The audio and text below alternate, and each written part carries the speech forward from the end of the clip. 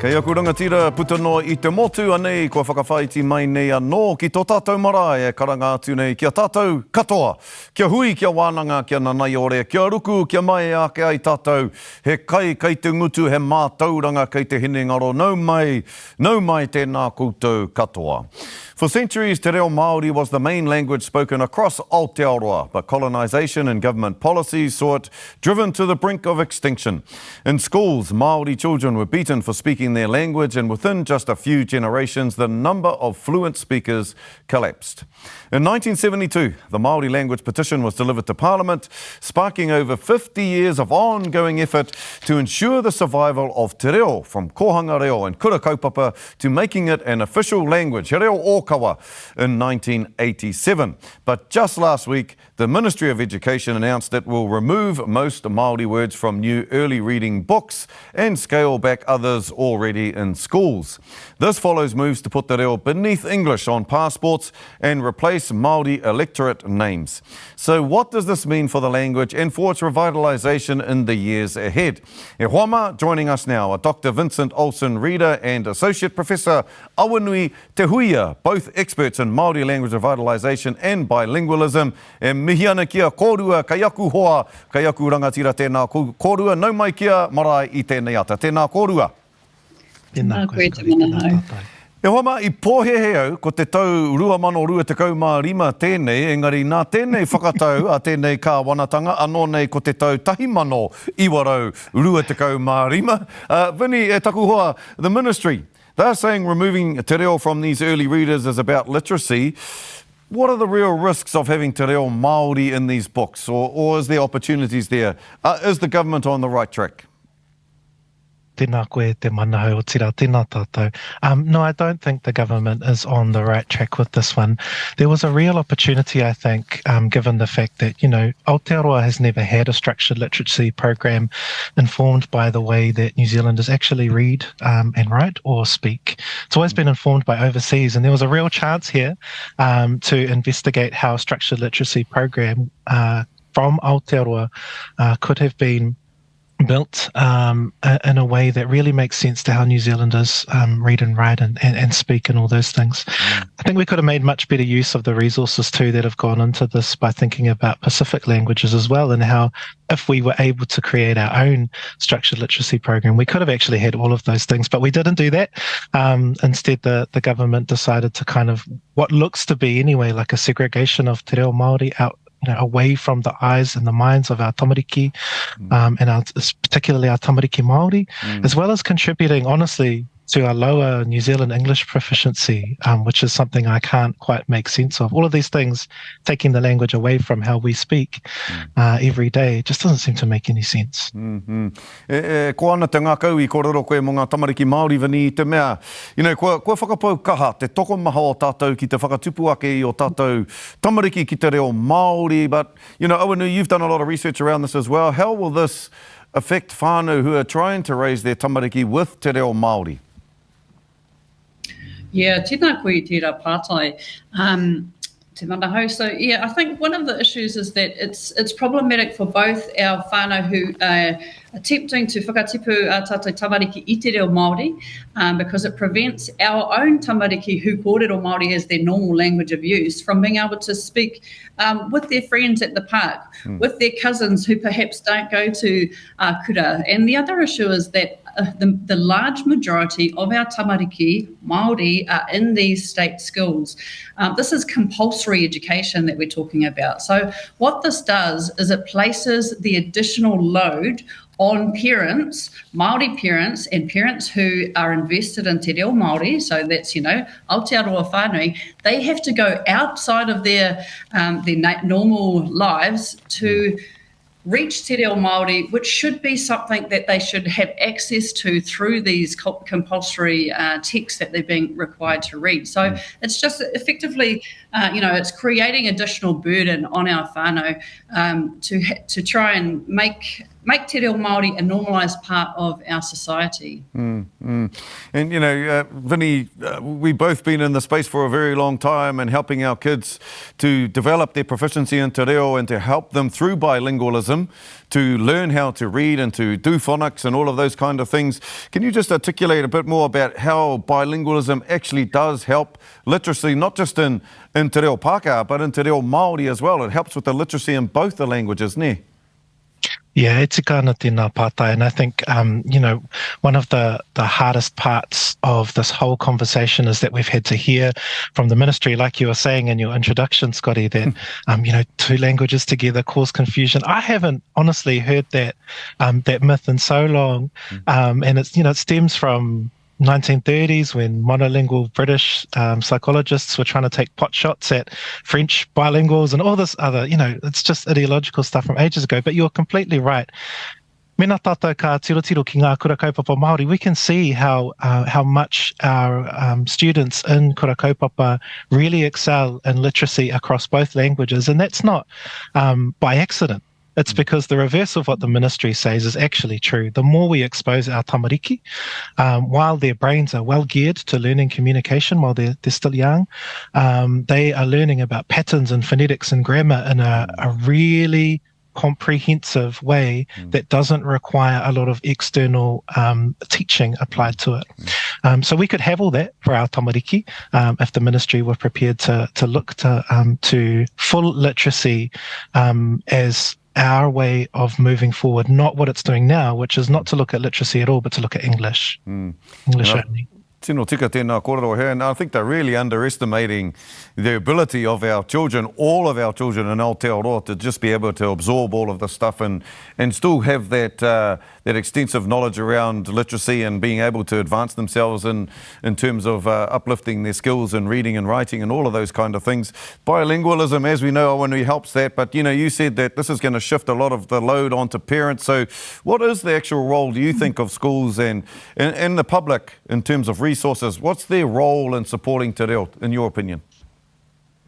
Yeah, so I mean, schools have a vital role in supporting our tamariki. This is where our tamariki spend at least 6 hours of their day. So it's also about the social relationships that they're creating in those institutions. When you have people like kaiako, you know, they're teachers, these are people who they see, you know, a child perceives that their teacher is a position of authority, and when their teacher provides them with themselves, examples of their language, the way that perhaps they are interacting with their aohurihuri outside of these confined kura environments, this gives our tamariki it reinforces the fact that these institutions see our language as valuable. They see our whānau as valuable, and the ways that we are culturally as te iwi Māori and all of our diversity.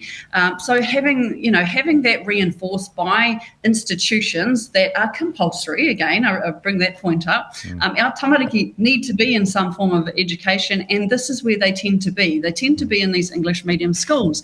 And so when we give them opportunities to flourish, you know, this also requires us to have quality teacher education. So if we go back to Te Ahu o Te Reo and all of the improvements that we were seeing in terms of teacher attitudes and the significant positive changes that was having in our classrooms in terms of identity, and we've seen the research from that, that was totally clear. So schools have a major part. Also, you know, resourcing our libraries properly and getting some kind of form of integration of our whānau back into these public spaces so that they can see themselves in libraries and, you know, participate in our language outside of the kāinga as well as outside of, you know, the kura. So seeing it all around our communities has a direct impact on how relevant, how cool and how useful te reo Māori is. Those were some of the 3 findings from some of our research. So yeah, kia koutou. But the government's probably doing the exact opposite of what you're saying, Awanui, and, you know, they're removing the value of te reo, they're decreasing the status of te reo, they're doing things like, you know, shifting te reo on passports, renaming electorates, all of those things, they're all adding up, Vinny, and do you think, you know, this is all adding up to something bigger? I mean, what's at play here in your opinion? Honestly, if I think about it, I just keep coming back to this idea that we are willing to let our government. It's not just about treating us like a second-class citizen. It's about making sure that the decisions being made are led by what just honestly looks like misinformation and ideology that doesn't really look like it's representative of our society, either as Te Iwi Māori or as Aotearoa whānui. I just don't think any of that ideology has a place in a functioning democracy or in a functioning society that we have. So I think, honestly, if I think about it, that is where I place the source of all of this. And I think it's really sad because the implications are not just for the reo. You know, we might have put ourselves in the last couple of years, 20, 30 years behind our goals now. But it's also thinking about how because we are always fighting for resources, Te Iwi Māori, how we are going to fix the mess that all of that causes, how we are going to have to fight the next government for the money to fix all the mess, to overhaul the curriculum again, and to finally, hopefully, do it properly. So those are the bigger things, in my opinion, and those are the things that really concern me. Ahakoa taku aroha nui ki te reo, I also think about those things, and it's quite scary. Awanui, Vinny, mihi nui ana kia kōrua, kai aku rangatira, ka mihi te ngākau kia kōrua. Really appreciate your time, really appreciate what you're doing in the reo space. So tēnā kōrua, me ngā manaakitanga ki runga kia kōrua, mea o kōrua whānau. Tēnā kōrua. Kia koe hoki, tēnā koe te manahau. Well, nō rei iwi e whai ake nei, we join Te Pāti Māori candidate for Tāmaki Makaurau, Oriini Kaipara, on the campaign trail. Kia mau tonu mai.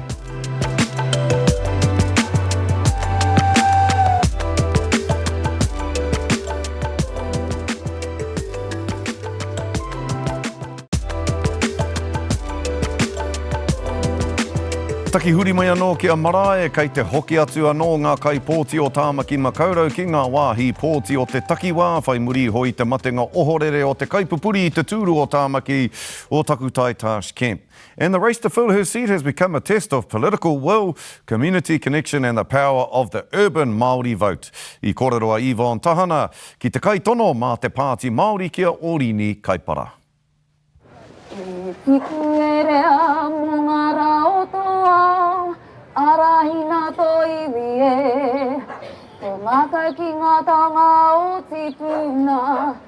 On the campaign trail, candidates can find themselves entertaining a handful of people, or right in the thick of it. How have you found it being on the campaign trail? I love meeting people, and that's what's bringing me joy, and the energy that I bring to these kaupapa or to every outing is really a projection of seeing Māori faces, seeing brown faces out there on the streets, moko kauai, mataora, you know, the mama, the papa, the pepe, the elderly. I just love seeing our people, so it's innately me. We're at Te Tirohu Marae, Tūhoi Foothold in Panmure, talking about a Tāmaki Makaurau candidate's footwork. You've been a broadcaster, you've been a kapahaka fiend, if I can describe it that way. But I learned something this week. You were also a boxer there for a bit. How did that happen? I got in the boxing ring with a 12-year-old. She punched me in the nose and my nose started to bleed. I didn't cry. And then at that point, I stopped. I ran away into a corner, and I remember looking to the side. My mum and my sister had come to support me, and they had their hands on their hips, and my mum was like, "Get out of there." So that was the end of my boxing career. You're in this fight. How do you win Tāmaki Makaurau? What's the strategy to win here? My strategy really is to reconnect, to connect and stay close to community, is to listen. Kanohi ki te kanohi. What are the issues that you are being told by Tāmaki Makaurau voters that are front of mind for them? Housing.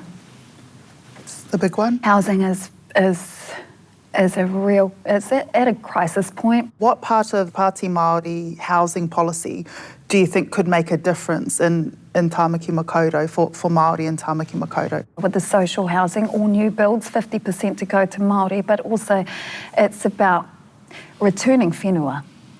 there's no point in asking for new houses if you don't have the whenua. Can we just stick on housing for a Yeah. second? Because actually one of the really interesting parts of the housing policy is about the right of first refusal over any privately owned land. And you talked about whenua back.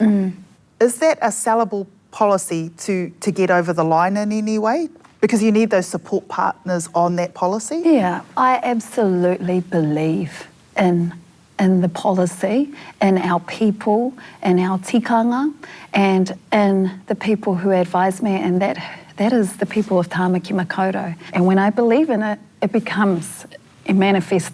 You need support from other political parties to make it real, could be practically viable. I came from the absolute pits of everybody, including Māori, not believing in a kaupapa like Whangareo and like kura kaupapa Māori. So when I sit here and tell you firmly, I firmly believe in mana motuhake. I firmly can feel it, taste it and see what mana motuhake means for Māori here in Tāmaki Makaurau. And it is about collective leadership. I do believe that this policy specifically for mana whenua, but also for mana tangata here in Tāmaki Makaurau will come to light. Kia ora, ko te tūhoetanga o te rā, it's midday. Te reo Māori, obviously so passionate about it. In terms of its status now, what would you like to see in terms of policy around it? Well, we've already got the Māori Language Act, and we've got te mātāwai, we've got te taurawhiri te reo Māori, we've got a government that doesn't even honour its own maihi korona and the establishments that have been here for so many years, including the Waitangi Tribunal. I mean, how many more policies do we need to enact for this government to just value it? This morning I noticed that you have this infrastructure around you, wahine Māori, really impressive people. Your day oneers, I think you called them. My team is pretty much me. You know, they're my backbone. They're my strong shoulders. I have strong shoulders, but you know, when you have an additional 5 shoulders standing next to you, that makes you a pretty formidable force. So they're the formidable force behind me. Then we are kura kids, we are the aromatua, but we are mums, we are dads, we're nans and korors now. And so this journey isn't mine alone. We must get rid of this government. Yes. We must make sure we have strong leaders in our community, and I'm seeking your support here. Labour has this huge apparatus around Ieni, Hienari, the other front runner. When we talk about Ieni, one of the lines that has been running around is a vote for Oriini and you get Ieni as well. Why not just say, vote for me, vote for Oriini Kaipara? I am saying that. I know, but one of the strategy lines has been, if you vote for you get Ieni as well because he's already a list MP. Why not just stand on your own mana and just say, just vote for me, don't worry about Labour, just vote for me? Why not say that as your strategy? Oriini Kaipara has always stood firmly and said, and has been saying, and is still saying, everyone, vote for me. A vote for me is a vote for you. Did you ever feel that yourself, that was the right strategy to go down? E mihi kauana hau kia Ieni henare, e mohio kauana a Ieni henare ko au ko ia ko au. I have a lot of respect for Ieni henare. He is the son of Ngāti Hine. He comes from formidable whakapapa legacy and he is a part of the Labour Party. I am putting my hand up to be a representative for the whānau Māori living here in Tāmaki Makaurau right here, right now. So we officially were informed by the judge via letter probably just after lunch today. Has it sunk in? It'll take us a little while, but you know we're here now. We can actually get on and mahi a te mahi. Even though Tāmaki Makaurau had the worst turnout, it had the most exciting count back. It really had an exciting, it hinged on 40 votes at the end of it. Do you expect the vote to be very close between the two front runners, yourself and Ieni? I don't have any expectations other than the fact that I hope our whānau do get out and vote. Can the Māori Party hold all of the 7 Well, seats? no, and what I'm saying is our people are looking for the people that they see in themselves, that they can relate to, and that's looking more like Te Pāti Māori. One of the things that is fascinating about Tāmaki Makaurau is that Hoani Waititi is in Taitokiro. Like, I remember when Papa Peter, Papa Peter was running and he was standing for Te Pāti Māori. All of us, we couldn't vote for him, and that was annoying. It was heartbreaking more than anything because it's Papa Peter. And you know me, I'm a Westie through and through. I only got one more question. Is that the last one? You keep saying this is the last one. No. You chat. I'll blame it on you. But can I ask? It is a difficult one. You're off to the league. Who's going to win?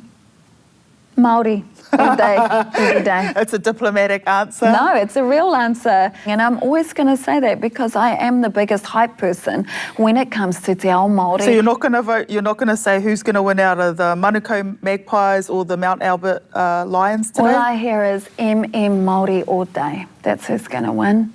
Kia ora rawati. Thank you so much. You're welcome. Ka pai Oriini. Hoi anō rei tiwi e whai ake nei. We talk with captain of the Black Ferns, Ruahei Demant, ahead of their Rugby World Cup campaign.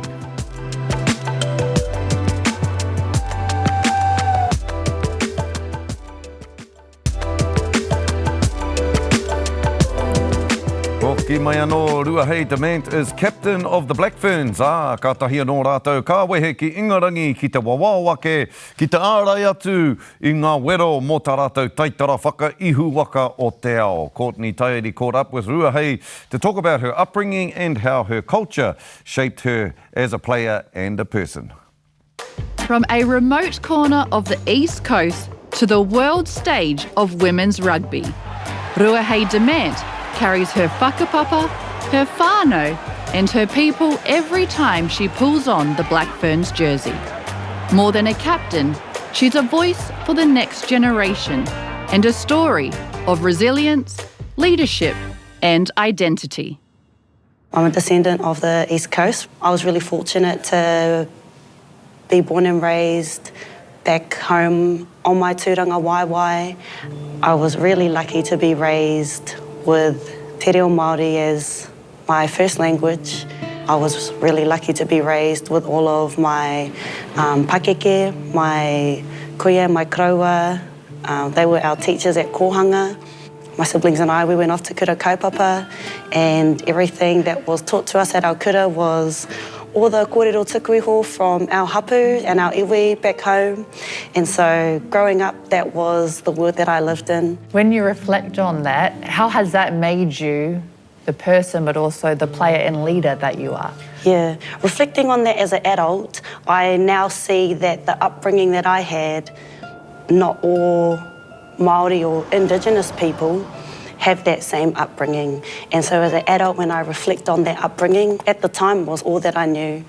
But now I realise how truly lucky I was to be raised speaking my native language, to be raised around a lot of the pakeke and the kōrero, the tikanga of my iwi and of my iwi Māori. And that has shaped me completely into the person, the leader, the player, and the values that I uphold in my day-to-day life. First and foremost, I'm really proud of the fact that I am a Māori, that I'm able to do what I do and have influence, a positive influence that's in the media and tell a positive story. It's a very Māori story that's a story that's not often told about Māori. When you think about that and the little girls that would be looking up to you, when you were that little kōrero, who were some strong wahine Māori that you looked up to? Yeah, that's such a great question, because when I reflect back on my childhood, obviously being like naturally interested in sport and looking up to sports people as my role models, there weren't any female ones, and there weren't many female Māori athletes because of resources. You know, there Like, I had no idea who the Black Ferns were. You didn't see sports like that, and so all my heroes were male heroes. I remember my mum she got us a book when we were kids, and it was like the Māori Sports Heroes book, and one of the few women in that book was Dame Farah Palmer, and then the other was, I always forget her name. She's from Rotorua, she's a Morrison, and she went to Wimbledon for tennis, and those were the only two, you know, and my sister and I, we could barely read Pākehā, so we just like look at all the books and be like, oh yeah, oh cool, like, is there anyone in here from Te Whānau? Is there anyone down here from the Tairāwhiti Matatu? And there was no one. And so to be in teams like this where we have not just people like myself, we have players and people like Stacey, who's from Mātātua as well, and other players who are from really, really small, isolated parts of Aotearoa that are Māori, i te ao, i te pō, to have such a positive influence to show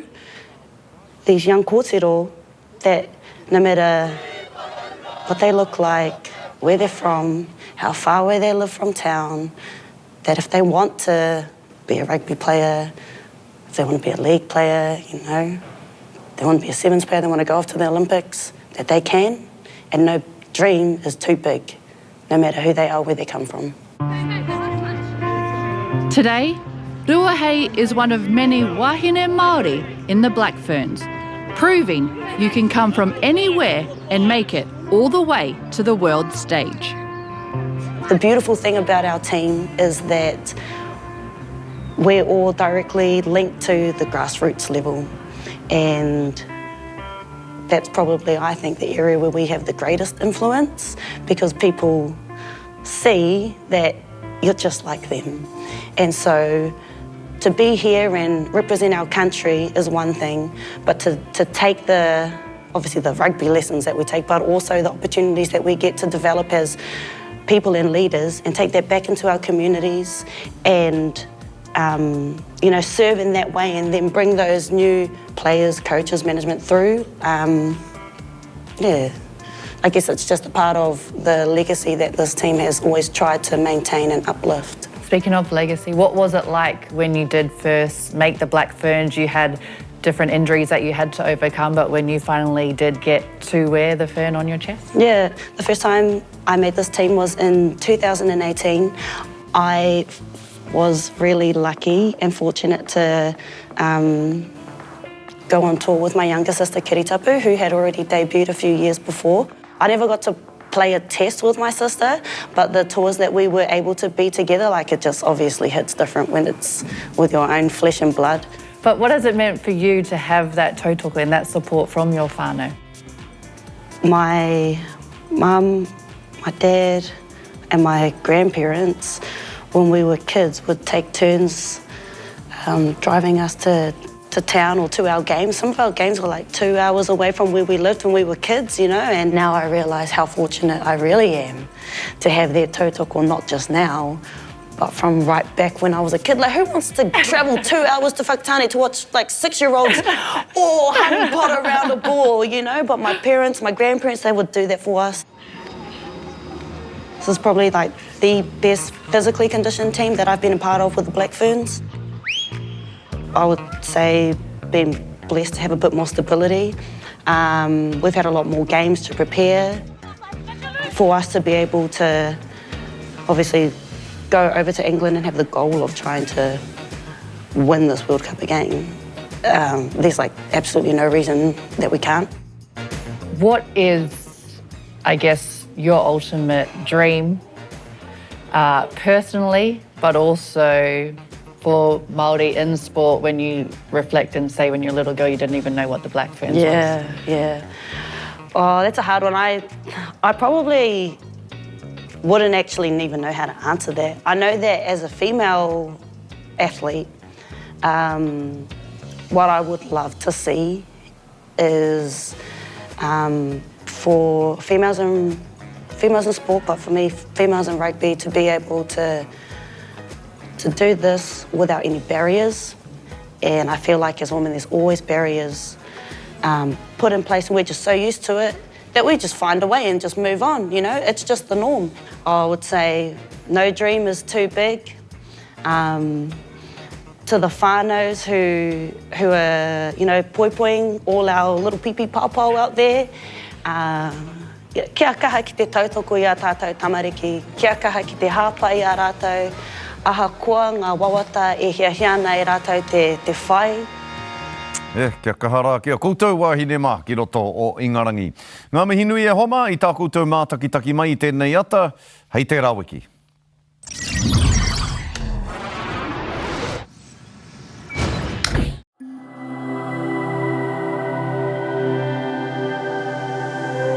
Ko te reo, te take.